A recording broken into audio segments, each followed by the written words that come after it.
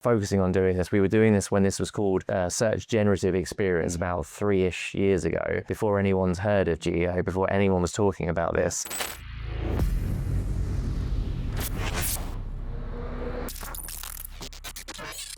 Hi there and welcome to From Ideas to Results. I'm joined today by CEO and co-founder Luke Quilter, and today we've got something new and exciting to explore in the world of AI. I understand you have many tools in your repertoire. Indeed. And today we're going to run through one of those. That's right. Yeah, so what you're going to be seeing on the screen is what I'm looking at my laptop at the moment. So we talk a lot about GEO, so Generative Engine Optimisation, which is the sort of next evolution of SEO. Really is focused on AI visibility, and one of the challenges that people are seeing at the moment is that they aren't getting as many clicks, and actually they need to appear within AI mode or AI overviews. Now, in order to appear there, you've actually got to understand what it is that you need to do, which we've got loads of content on, so do check out our website, socials, etc. We talk about it all the time and have been for years. How do you understand what are the gaps in your website? So we're going to go through a GEO audit. So I've picked Tottenham Hotspur. Great team to pick. Great team to pick. Doing really, really well in the Premier League. And they've also attended a number of our events, which is great. So if they're seeing this, then please do get in contact. I'm sure we can do a deal when the budgets are cut next year when you're in the Championship. So then we're going to type in my email. What that will do is that's just going to send the email and report to me. Client name, we're not going to use that. I'm going to use my name for now, but we would type in the client name there. And then we type Striker, Luke Quilter. Yeah, new number 9. And then we would submit it. So it's built in NaN, but it's actually not built in NaN. So what I've done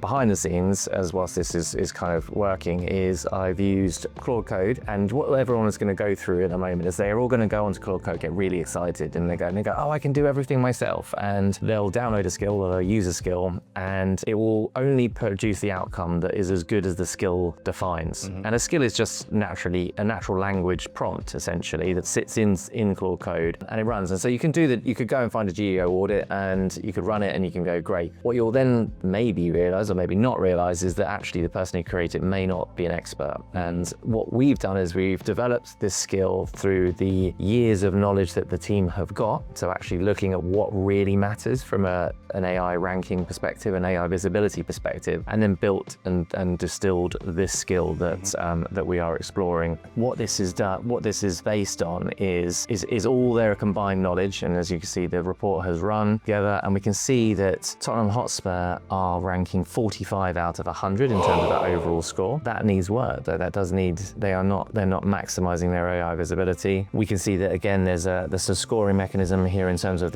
how ready they are for Google AI overviews, for ChatGPT, for Perplexity and Bing, because again, each of those different engines are very slightly different in terms of the things that they kind of look for. And again, there's explainers on the document itself. We also look at things like the crawlability and indexability. Ultimately, we are looking at all the things that are important in order to increase that sort of visibility. Some particular sort of lowlights there is you've got the schema for discoverability. So you need to mark up the content on your page with schema to help Google and the other engines understand what those things are. And for Tottenham Hotspur, there should be loads of opportunity for that, because again, a sort of an entity is going to be a person, a thing. You know, they've got concerts, they've got some football players, they've got lots of other events that are happening. There's lots of opportunity for that. The brand entity presence. A really good example there is that often you'll find that Tottenham Hotspur will also be Tottenham Hotspur Limited, it will be ENIC Limited, it will be all these various different entities that are referenced. And if you've got lots of different ones and there's no way that Google's associating and kind of aligning them, it will see them as separate entities.